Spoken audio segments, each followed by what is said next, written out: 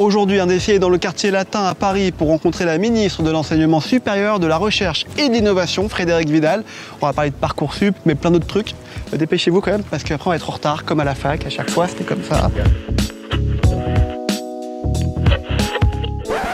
Bonjour Madame Vidal. Bonsoir. Merci de nous accueillir, Madame la ministre. Mais je vous en prie, je suis ravie de vous recevoir. C'est dur d'être ministre ou pas? Non. Franchement. Non, franchement. Il n'y a jamais coup de bout, jamais... Bah, on choisit, hein. Quand on répond oui, il faut savoir ce qu'on fait. Donc voilà, moi j'ai répondu oui et donc je le fais en mode enthousiaste. Vous vous attendiez à être ministre un jour? Non, vraiment pas. Comment ça s'est passé?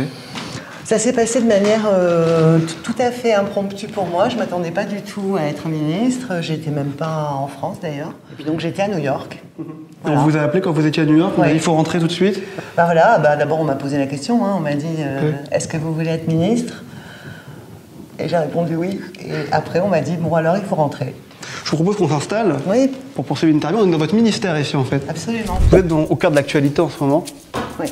Parce que c'est le bac, c'est les études supérieures, il y a eu Parcoursup. Est-ce que vous vous attendiez à ce qu'il y ait autant de bruit autour de cette réforme et de ce nouveau système d'orientation? L'objectif vraiment pour moi, c'était de trouver quelque chose qui ne mette plus les lycéens dans les conditions où ils étaient l'an dernier, c'est-à-dire n'avoir qu'une seule proposition, avoir le droit de répondre seulement oui ou non, et puis être tiré au sort pour plus de 60 000 d'entre eux qu'on a dû gérer avec des numéros verts tout l'été. Enfin, c'était vraiment extrêmement dur. C'était pas un peu rapide quand même cette réforme, dès que vous êtes arrivé, de dire on va faire ça tout de suite? Disons que ça a été vraiment dicté par les circonstances. Hein. Évidemment, on avait anticipé qu'il fallait modifier l'accès dans l'enseignement supérieur. Et ça, c'était dans le programme du président et c'était fait évidemment en articulation avec le secondaire, etc. Le système admission post-bac, quand il avait été créé, il y a plus de 10 ans de ça, il répondait à une vraie demande, qui était on arrête de faire la queue pendant la nuit pour déposer les dossiers et on arrête le premier arrivé, premier servi. L'autre intérêt, c'est que ça donne un panorama de tout ce qui existe en termes d'offres de formation, alors qu'auparavant, on savait ce qu'il y avait autour de chez soi, mais pas beaucoup plus. Donc c'était un véritable progrès APB par rapport à ce qui existait avant. Le problème, c'est qu'au fur et à mesure qu'il y avait de plus en plus d'étudiants, on a rajouté des règles dans l'algorithme qui font qu'à la fin, l'algorithme ne correspondait plus du tout à l'esprit initial qui était faciliter l'accès à l'enseignement supérieur, mais qu'il était conçu pour faire une proposition aux étudiants, aux futurs étudiants, et qu'ils répondent oui ou non. Et la preuve, c'est qu'il n'y a que 64% des lycéens, l'année dernière, qui ont accepté la proposition faite par APB. On est à combien aujourd'hui sur Parcoursup? On est à plus de 77% qui ont eu un des choix qu'ils avaient eux-mêmes décidé de mettre. Et ce choix, la différence, c'est qu'ils peuvent le faire encore en ce moment et ils pourront le faire encore après le bac. Est-ce qu'il y aura des ajustements? Ou alors c'est définitif? Non. Parcoursup, c'est un outil. Donc, s'il y a des choses à modifier, s'il y a des choses à simplifier, bien sûr. Et d'ailleurs, c'est pour ça qu'on a installé un comité scientifique et d'éthique qui va justement analyser les résultats, faire des propositions d'amélioration en ayant demandé aux lycéens, aux étudiants, aux profs comment ça s'est passé, qu'est-ce qui peut être amélioré, mais avec toujours dans l'idée que c'est bien la loi qui va guider le code de la plateforme et pas l'inverse. Donc on a été voir deux étudiantes. Une qui avait réussi sur Parcoursup, qui était reçue par Parcoursup, et une qui était encore en liste d'attente. Tu as utilisé un petit peu Parcoursup? Oui. Et alors j'ai eu licence art du spectacle. Et on peut dire que ça a matché? Oui. Donc en fait c'est pas mal Parcoursup? Oui, pour moi, oui. Non, je suis encore en attente. Ah, bon. Et en attente, alors comment ça se passe? Parce que moi j'y connais rien. Là, on a fait nos choix, on a fait nos vœux. On les a envoyés lorsqu'on a confirmé avec les lettres de motivation, tout ça. Ah, vous avez dû faire des lettres de motivation? Non, des lettres de projet motivés, remplir des CV en gros. Ouais, c'est la même chose. Ouais. Ah ouais, d'accord. Et qu'est-ce que t'aurais fait si tu l'avais pas eu? J'aurais crié et tout. Et si jamais t'as pas, qu'est-ce qui se passe? Soit je vais me démerder, je vais directement voir les facs, soit d'accord. j'ai une césure imposée. Si jamais tu l'avais pas eu, qu'est-ce que t'aurais été prête à faire pour l'avoir, ton premier choix? Genre, est-ce que t'aurais vendu un rein?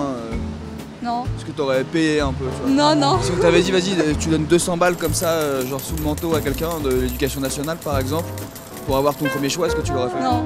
Tu lâcherais pas genre un petit billet de 50 balles comme ça? Non, je pense que j'irai à la fac et j'irai au talent. Il y a de l'espoir, madame la ministre, il y a de l'espoir. Il y a des étudiants qui vont pouvoir faire ça, aller à la fac, s'ils sont sur liste d'attente ou pas? Alors, non. le principe, vraiment, je crois que c'est important de le rappeler, c'est qu'on a mis des places supplémentaires là où l'an dernier, il en manquait. On est capable d'en rajouter encore. Et donc, au final, chacun aura une proposition pour aller dans l'enseignement supérieur. Et l'accès aux facultés et aux licences qui restent non sélectives, il sera vraiment proposé à l'ensemble des lycéens. Est-ce que quand on est un élève d'une famille modeste et qu'on a des résultats moyens, aujourd'hui on peut encore aller à la fac dans des zones qui sont dites plus importantes ou mieux référencées que d'autres? Alors, c'est même la première fois qu'on peut le faire. Parce que tout le monde dit que non, tout le monde dit... Oui, je sais. Alors là, il faut bien comprendre encore. Dans l'ancien système, on était dans son académie. Et on ne pouvait pas demander des choses en dehors de son académie. Là, ce qu'on a fait, c'est qu'on a autorisé des demandes hors académie et on a réservé des places pour les jeunes qui viennent d'autres académies. D'accord. Mais là encore, il faudra qu'on fasse un bilan et si ce n'est pas suffisant, s'il faut en mettre plus, on en mettra plus. Mais vous voyez, à la fin du processus, si on prend les jeunes qui étaient sur l'académie de Créteil, il y en avait 1 sur 5 qui, au final, avait pu avoir une place dans un établissement parisien. Aujourd'hui, on est loin d'être à la fin du processus et ils sont déjà à 1 tiers. Donc, c'est mieux que l'an dernier. Mais la différence, c'est que l'année dernière, personne ne se posait la question de la priorité académique. Elle existait, on ne pouvait pas sortir de son académie, mais comme on n'avait pas de chiffres, personne ne se questionnait.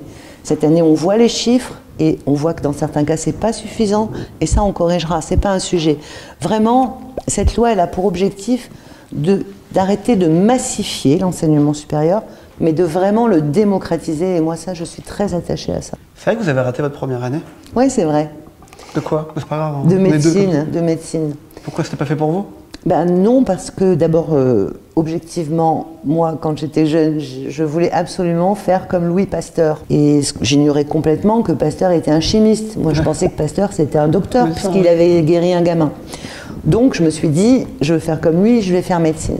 Puis quand je suis arrivée en médecine, je me suis rendu compte qu'il fallait apprendre par cœur une quantité invraisemblable d'informations.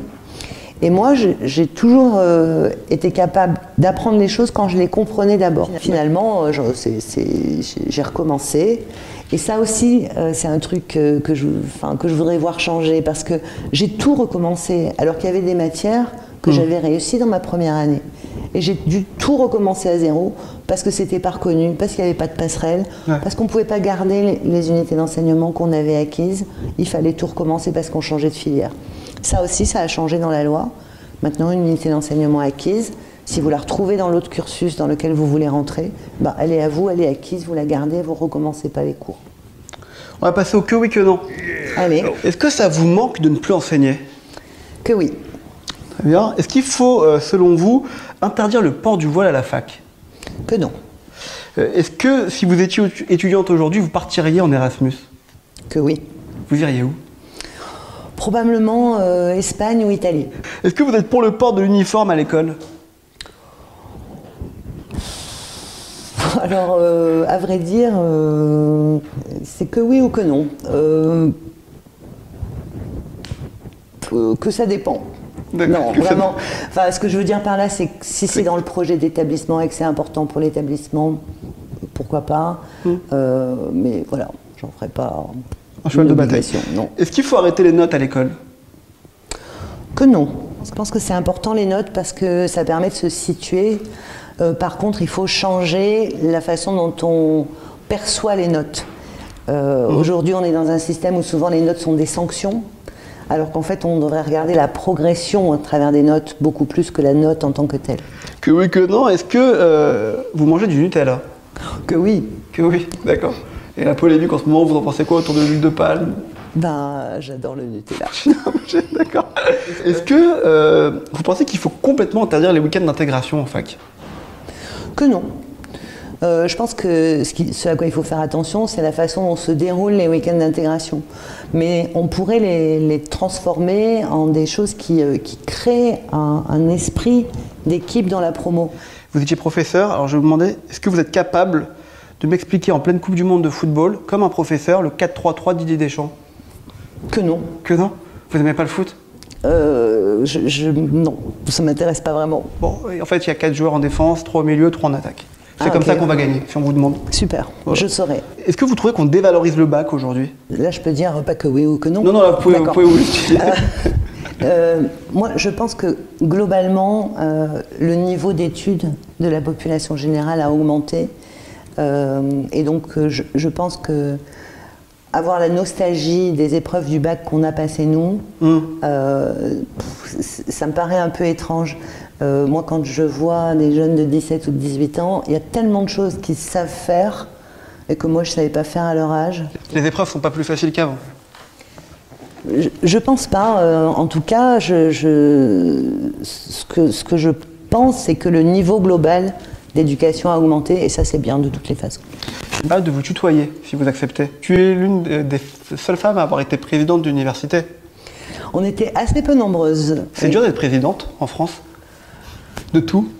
Je sais pas, pour moi c'est pas plus dur qu'autre chose. Pour être présidente, j'ai préparé un programme, j'ai été le défendre auprès de tous les étudiants, du corps professoral, de tous les personnels. Et puis après c'est une élection, donc voilà. Moi en tout cas, j'ai jamais considéré qu'être une femme devait m'empêcher de faire quoi que ce soit. Donc je me suis jamais vraiment posé la question. Après, objectivement, oui, il y a un plafond de verre, oui, on est moins de femmes profs, oui, on est moins de femmes présidentes. Ouais. Ça, c'est la réalité, objectivement. Voilà. Tu considères que tu fais de la politique aujourd'hui? Oui, très clairement. La différence par rapport à avant, c'est que c'est très important d'expliquer pourquoi transformer l'enseignement supérieur, transformer les outils de la recherche et les outils de l'innovation, c'est quelque chose qui est pour le bien de la société. Et pour moi, c'est ça, faire de la politique, c'est regarder comment on peut faire avancer tout un pays. Je pense que tu pourras te présenter un jour à une élection, à la députation, à une mairie, aux municipales, aux européennes. Je crois que ça dépendrait du projet. Il faudrait que je sois sûre que j'aurai une valeur ajoutée à le faire. Ça part en vacances, un ministre? Alors, je vais prendre quelques jours de vacances, mais par contre, j'aurai mon téléphone et mon ordi, ça c'est sûr. Mais c'est quand même pas pareil de s'occuper des messages, de répondre au téléphone, etc. quand on est au bord de la mer.